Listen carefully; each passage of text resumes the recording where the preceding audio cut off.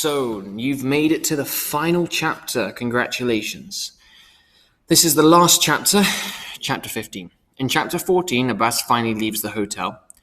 He hadn't eaten for a while, so he went to go exchange money with Hector, and he also decided he didn't want to take the packages anymore, because remember, he got beaten up and robbed by this crazy man who put a knife against his neck. Finally, he gets back to the hotel, have some more food, and talks to his mother, who is happy to talk to him. Then he finally gets some good rest, because it's been a very difficult time for Abbas recently. Missing his family, waiting a long time to go back to the embassy, waiting to see if he gets his visa. And I guess we're going to find out in this final chapter what happens to Abbas. Chapter 15, page 228. When at last I woke up the morning of my consulate appointment, I was hoping for some kind of final answer and to end my wait. I had been in Istanbul for more than 2 months now, 2 months alone. I stepped off the bus with my heart racing. This afternoon could change everything. This time, I looked over at my consulate friend before going for a ticket, and sure enough, he waved to me. And sure enough, he waved to me.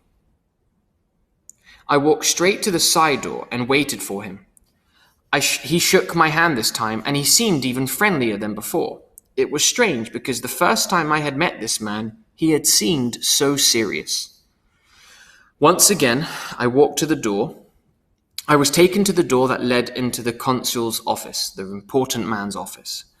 I sat down. I sat outside, expecting to be there for a good hour, but suddenly the door opened. The consul and the translator were both there. The consul was wearing a navy suit this time, un traje, and as handsome as his beige one. "Hello," I said in English. "Please sit down," he said. The hot chocolate and the biscuits, the cookies were waiting for me. The consulate pointed to them, indicating that I should help myself. "Thank you," I said in English again. He smiled as my minuscule repertoire of English words were on display.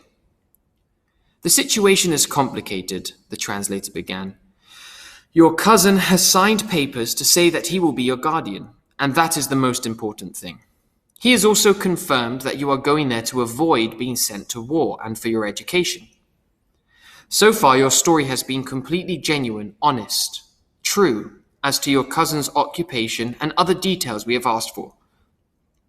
But that alone is usually not enough to issue a visa, because everyone would try to do that." "What does that mean?" I asked apprehensively, nervously, with caution.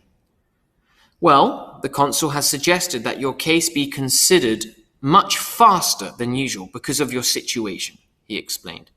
"He has done all of the paperwork and he will write a final report after today's meeting. Then a decision should be made, but once again he is adamant that you understand that there are no guarantees, that not everything will happen, or might not happen." "I understand." "Okay, good." The translator began to speak to the consul. I looked around again at the rich, curious decorations in his grand office. I did not know whether I should be happy or worried. The one thing that I could tell was that hopefully I would get an answer one way or another very soon. The consul smiled, page 230. The consul smiled at me as the translator continued. "The consul wants to know how you are." I looked at the consul and said, "Okay." The consul looked straight back into my eyes and nodded. He stayed quiet for a while and then said something to the translator. "When did you last speak to your parents?" he asked. 4 or 5 days ago," I said. "They have no money now because we had to sell everything so I could come here." The translator relayed my words, translated, only to receive another knowing nod from the consul. Then he asked something as he looked at me. "The consul wants to know if there's anything you want to tell him that may help you." "I don't know if it will help me," I said, "but please request for him to tell me something soon. I don't know how much longer I can pretend to my parents that I am fine. The last time I was here, I was hungry on my way back, and when I went to buy food, I was attacked. A man held a knife point held me at knife point, slammed my head against the wall and punched my face. You can't see the bruises now as they have healed, but please just tell me if I can go to England or not, because I can't sleep. I feel too frightened to go out of the hotel, and I miss my parents. If I go back to Iran, I may get sent to the war. I know that my father would hate me for saying this, but at least I would see my parents before they send me off. So please, just ask the consul to tell me soon, one way or another." The old man, the consul, suddenly stood up, which immediately made me do the same. He gestured for me, told me to sit down, and walked to where I was sitting. He tilted my head, moved my head, and looking at my neck, he placed his index finger exactly where I had been cut. As he did so, he talked to the translator. "He says that you were very lucky. He says to come back in 2 weeks, and he will see what he can do for you. He also says you should continue to stay in your hotel." "Thank you." With that, the consul showed me to the door, shook my hand, and patted me on the shoulder, as if to say, "Hang in there, keep going, you can do this." I returned to the hotel disappointed. If they did not give me the visa, what would my father think? This worried me more than not getting the visa. I decided not to tell my parents that the consulate might give me their decision next time. I decided just to tell them that I would have to return there in 2 weeks. So for a fortnight, for 12 to 14 days, I stayed within the safety of the hotel. I talked to my parents twice very quickly, briefly, telling them that only I had to go back for another interview. Excuse me. Those 2 weeks passed by a lot more quickly than the previous 5 weeks had, because this time I was nervous about going back. When I got off the bus outside the consulate again 2 weeks later, I felt a cold breeze rush through my hair. Again, my consulate friend saw me when I got inside, and this time he waved me over to his booth. He smiled and said, "Passport?" Page 232. I took it, and then he handed me a piece of paper and said something I did not understand. He showed me his watch and indicated 2 hours. I walked outside. I was scared to leave the area, in case they wanted to see my passport when I came back in. But at the gates, I showed the guards the paper and 2 fingers to show them 2 hours, and they smiled and nodded.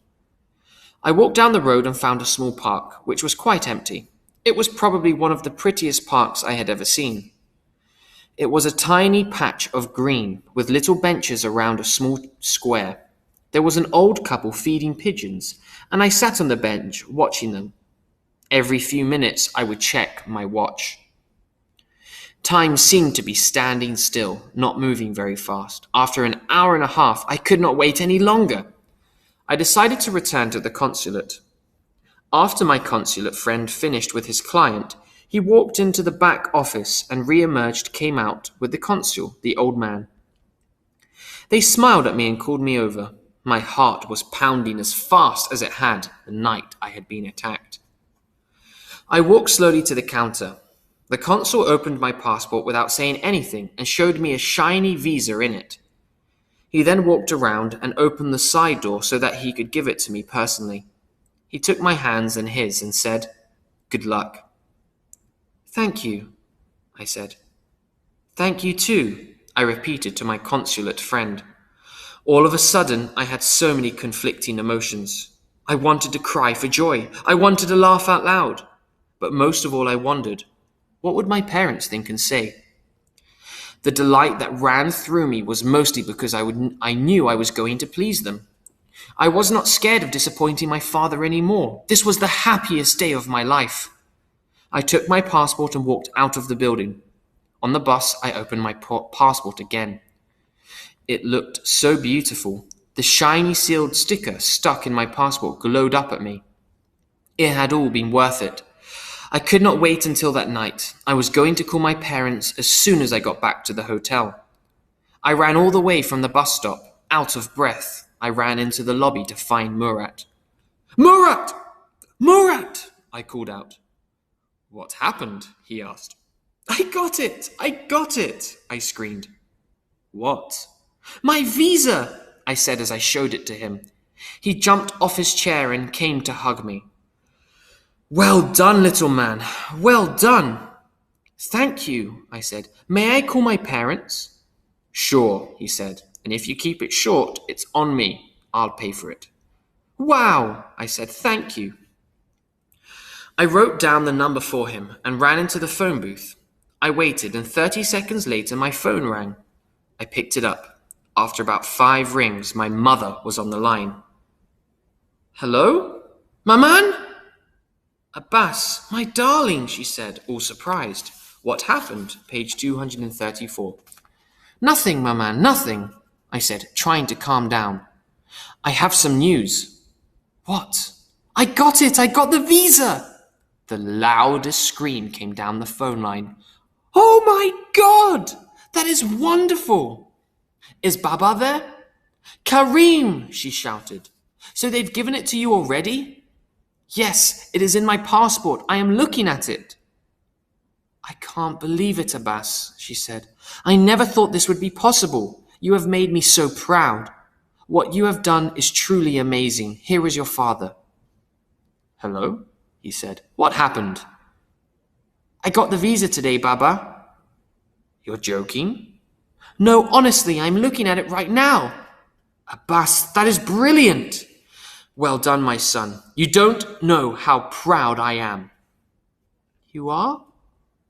Am I? Do you think anyone else could have done this? He asked seriously. I don't know, I said. Well, they couldn't have. You should be proud of yourself, Abbas. Those were the words for which I had waited 2.5 months. Thank you, Baba. Now, we have to get you a ticket to London, he said. How much money do you have left? More than $600. This gets better and better, he said, laughing. I will get Mehdi to buy your ticket, and you can pick it up from British Airways in Istanbul. Then, when you get to London, you can pay him with your dollars. I will call you tonight to tell you where to pick up your ticket. Okay, Baba, I said, smiling to myself. You go now because my bill will get huge. I had the biggest grin, smile on my face. I walked out of the booth to see Murat smiling. They were happy, huh? Oh, yes, I said, just a little bit. When are you leaving? I don't know. They are sending a ticket which I'll have to pick up from British Airways. Do you know where that is? I do, and I'll go with you if you want. That would be great. And one more thing, Abbas. Can I take you to the airport? You would do that? I asked. Thank you. My pleasure, he said. We'll go in my car. You have a car? Yes. I have known you for more than 2 months, and I did not know that. That's because I'm always here. We both laughed. Page 236. Sure enough, my father did ring that night. My flight was in 5 days. I could not believe it. I was actually going to England. The next 5 days were spent washing clothes and packing. I got my money from Murat and exchanged the remaining lira back into dollars. In the evenings, I still worked, serving drinks and cleaning clothes. Those 5 days seemed to last longer than all the weeks I had already been there. I was excited about seeing the country that my father had convinced me was the greatest in the world.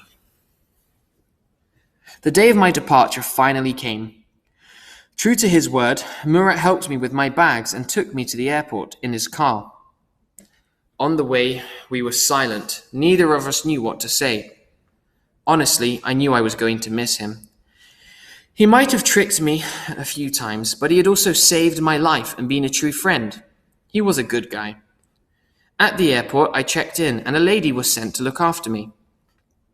Well, little man, Murat said, I guess this is it. Yes. Who am I going to find to serve tea like you, huh? He was getting quite emotional, which surprised me. Oh, you'll find someone. Not like you, he said. And who else is there to keep me on the straight and narrow and come up with all those crazy business ideas? Only one. A good one. Thanks, I said, embarrassed. I'll miss you, little man. People like you don't come around too often. Thank you, Murat. I will miss you too. You take care of yourself. You too, Murat. You take care too. I could see in his eyes that he was really going to miss me. I wondered if he would cry, but that's not Murat's style. And I knew what we had just said was going to be our farewell, our goodbye. The fact that I was sad made him look at me that extra second longer than he would have otherwise, though. And that extra second's look told me a lot. He cared. With that, he turned and disappeared into the crowd. The airport was where I met my first friend in Istanbul. Without Ahmed the taxi driver's help, I might not have lasted one night in that city. And here I was again, losing touch with another friend. This was likely the last time I would ever see Murat, but I would never forget him. And so came an end to my adventures in Istanbul. The British Airways lady took me straight to the plane, where I sat unable to stop smiling as I looked forward to my future. Wow. Crazy end. So he gets the visa, Murat sends him, they say goodbye, and he's off to England. Now, at the end of the book, there's something called the Epilogue, where Abbas talks a little bit about what happened next, and I think this is really important to know. Page 238. I started to believe I had fulfilled all of my goals to obtain a UK visa and reaching England. However, I soon realized that hardships, difficult times can come in all shapes and sizes, in all countries, even in developed, nice, first world countries like England. Unfortunately, my cousin was not a kind man. From the moment he met me at the airport, he made it clear that he wanted nothing to do with me. A few days later, he shipped me off to an English boarding school where you stay and live at the school, which would bring its own challenges of loneliness and abuse. Perhaps England was not the promised land, amazing place after all. But somehow those 3 difficult months in Istanbul, where I had lived by my wits, often terrified and overwhelmed by loneliness, yet learning to survive in a foreign land, had prepared me for the hard things and challenges to come. And so, like Rocky training for the fight of his life in the movie I loved so much, I, too, had trained. And now I was ready. End of the book. On 2 Feet and Wings by Abbas Khazar.